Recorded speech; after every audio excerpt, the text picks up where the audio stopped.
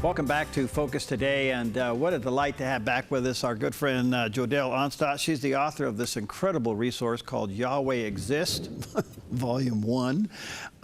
Anyway, one of the great resources of our day, and there's a picture of it there on the screen. Let me tell you, I find myself often going to this book, and you may want to get a copy of it and pick it up. A lot of things that we talk about here when she comes on has been researched extremely well in the pages of this book. And this is not an easy read. You're not going to read this in one night. This is a resource that you're going to go to over and over again. And you can go to YHWHExists.com. That's her website, YHWHExists.com. And then, of course, look for the book in the bookstores. Hi, Jodell. How you doing? Good morning, Harry. How are you? Doing fine. Well, a lot to talk about today, and I'm glad we're taking this on, so thank you for your research in this area, because I think all of us realize that economic social justice is kind of center stage in this political campaign. We're hearing various versions of it, and it's in the political realm, it's in the religious realm, and I guess the question is, does the Bible, the Mosaic Law, say anything about this subject? It actually does. You know, I have advocated so often that one of the pitfalls that we fall into is looking at the Bible strictly for its religious value. We kind of limit ourselves solely to this relationship with God and how it can improve our family lives and connect us with God, you know, through His Spirit. But there's actually so much more than that. I think we cut ourselves short by ignoring the government factors with how God established a government for ancient Israel. And one of the things that you find is that He established what economists today call an inclusive economy. And what this means is that, and actually let me begin with its counterpart, the extractive economy.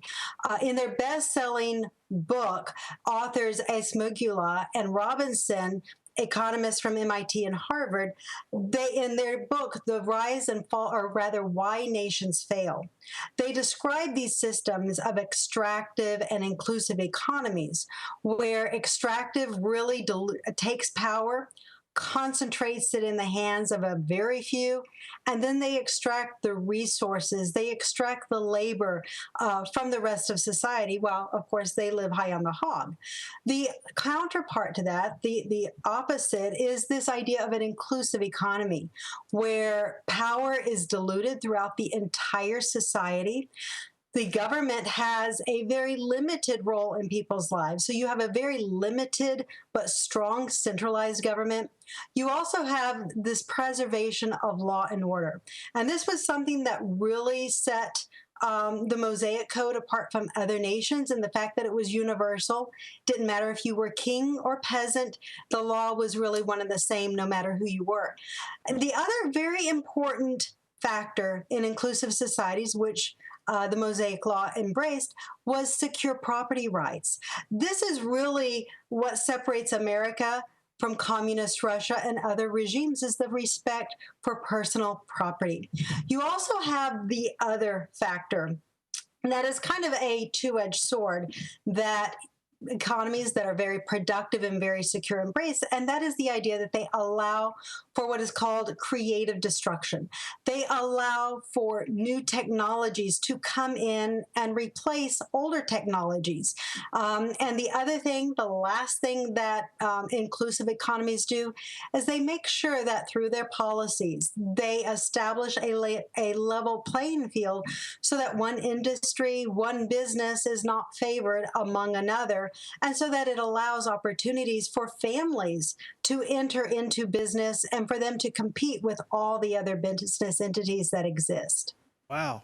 If I didn't know better, I think you just highlighted the Federalist Papers. Well, you know, that is the joy, is that when you look at the foundation of the Mosaic Law Code, you see the incredible cogency that it has with the founding fathers, and many of the ideas that they had, whether you look at John Locke or the other founders, with establishing eventually the United States Constitution.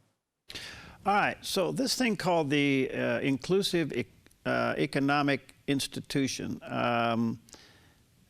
obviously that's what made Israel great. let me fast forward just for a moment. Given that explanation, what do you see happening in the United States right now? Because it seems like we are rapidly trying to legislate ourselves away from that. We really are. You find that with policies. I mean, you just talked about the issue 97 there in Oregon.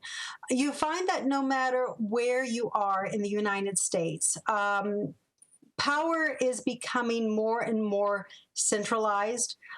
It's coming away from the states. State rights are very diluted. It doesn't matter what the policy is, the federal government is overriding states, whether it is the fact that they don't want to participate in universal health care, whether it is their stance on same-sex marriage. It really doesn't matter what the issue is. We really have this renegade federal system with, rather than being limited and power diluted among the states and power then diluted even further among counties and municipalities, you find that it's really becoming this almost oligarchy that is centralized within the federal government. And that's really quite scary.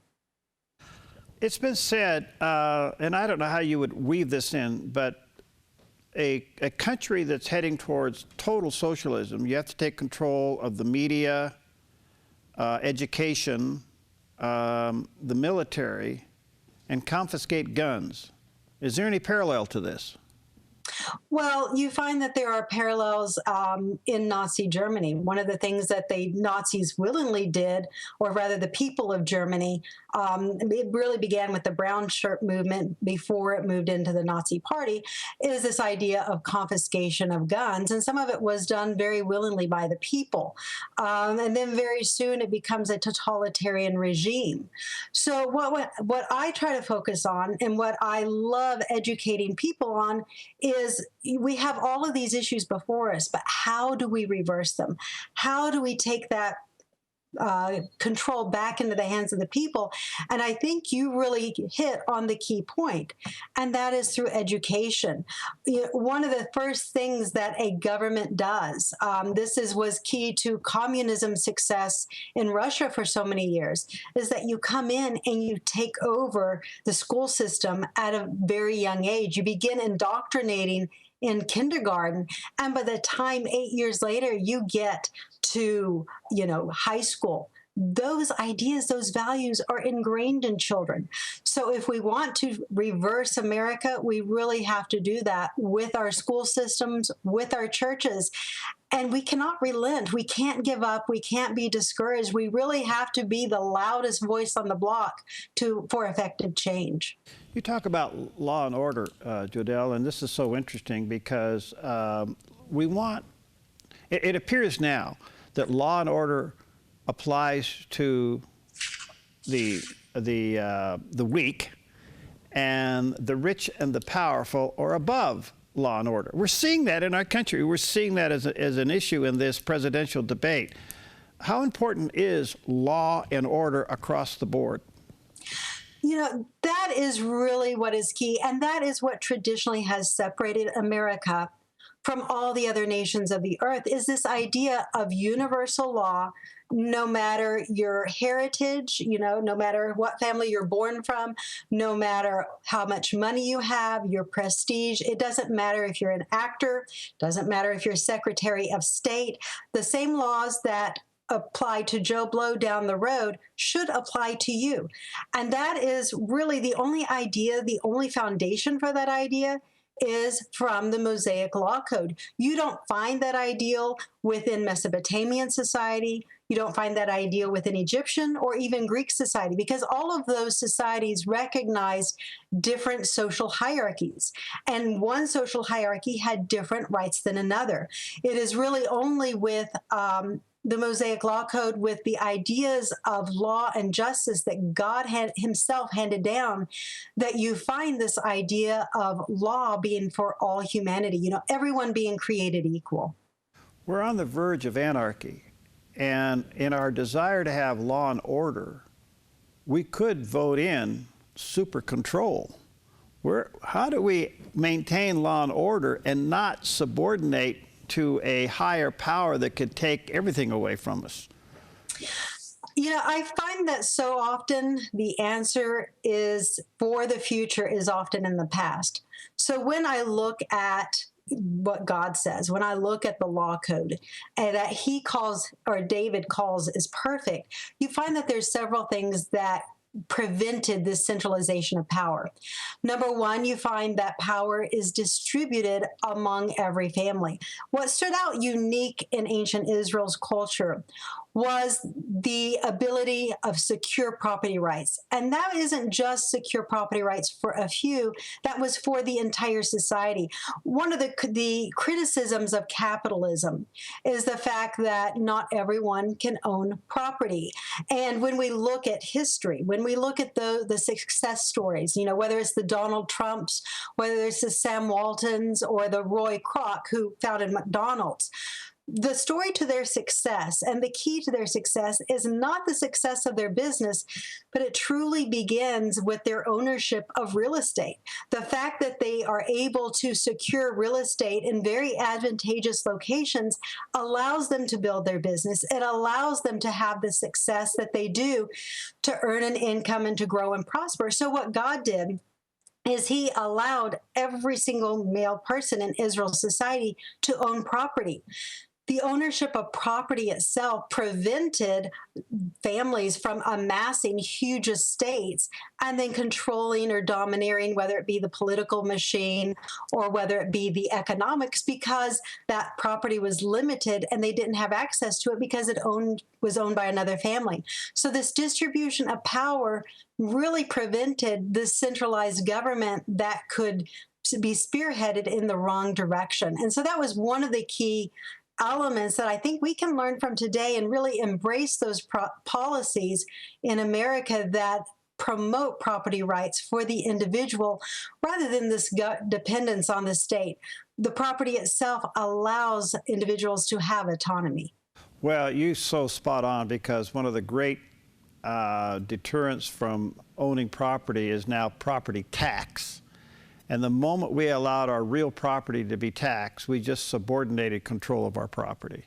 And I don't know if that ever could be reversed, but that's what happened. Let me take a break here, Jodell. We'll be right back. We're talking to Jodell Onstott. She's the author of YHWH Exists. That's also her website, YHWHExists.com. An incredible resource. There's a picture of it there on the screen. It is a very healthy book put out by Emmanuel Publishers, and you might want to check it out at the bookstores. We'll be right back.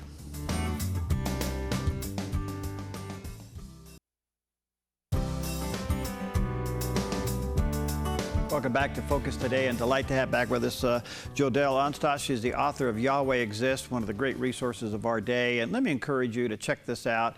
If you're a researcher of how God originally intended things to be today, this book is a must-have in your library, and it would make a great gift coming up during this Christmas season. Check it out. YHWH Exists at the bookstores, and you can go to our website, YHWHExists.com.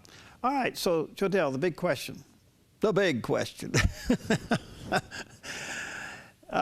Is God for capitalism or socialism? That is an excellent question, because you hear on the socialist side, you hear statements advocating that God was a socialist or advocated socialism. And on the capitalist side, you hear the counter argument. The truth is what I call a system of inherited capitalism. And I use the word inherited, scholars might say primogeniture capitalism, is the fact that Israel inherited their land. So at birth, you had this gift of wealth that was given to every single person. But beyond that, the economy itself embrace capitalism. You were free to trade. You were free to invent new things. Now, most of the time, your business was really kind of determined by the land that you inherited.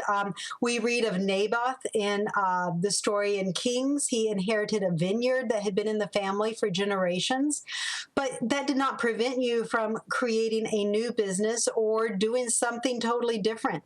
You could lease your land, go live in the city. What God did with a land-based economy is he allowed every citizen to have options. He would never be poor, never be cast out to where he didn't have anything. If he got really down and out, he could lease his land and go find employment somewhere else. So socialism really isn't the idea. The only way that you could say that Israel's economy was socialistic is the fact that it was based on social structures, very strong family structures, and tied to the land that the social unit dwelt on. But other than that, the economy itself was capitalism.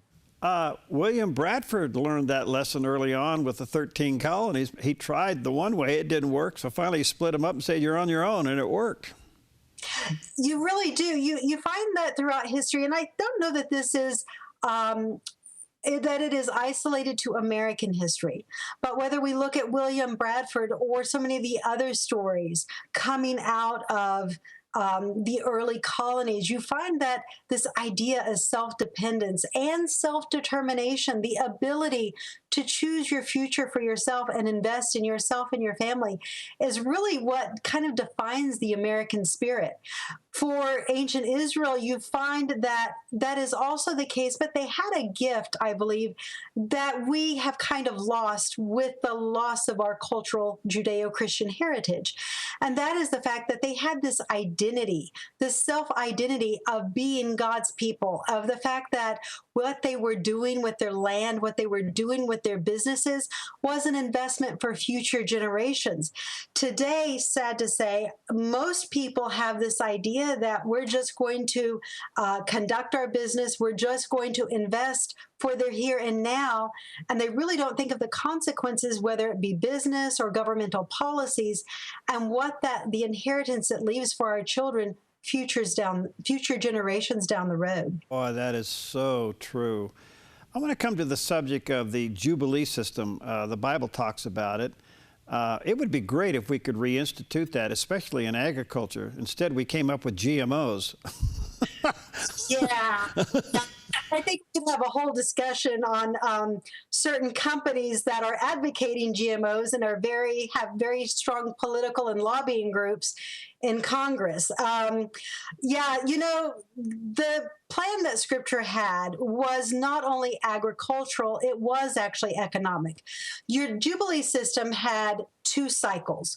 You had one cycle that occurred every 7 years where debt was forgiven. If you had fallen into debt servitude, which was the only legal type of slavery, and it really wasn't slavery, it was more of an indentured servitude or indentured servant for a period of 6 years. Every 7 years, those slaves were released, and as well as the debts were released. Beyond that, at the 50-year cycle, which was really the extent of what any debt could be held, you had a total forgiveness on the land. Your land lied fallow for 2 years. And this was really interesting because God tells Israel, he says, let your cattle, let them graze in your fields. And what this does is it provides manure, natural fertilizer during those 2 years where Israel is not working the land. They just kind of eat whatever comes up. It's really self-sustaining.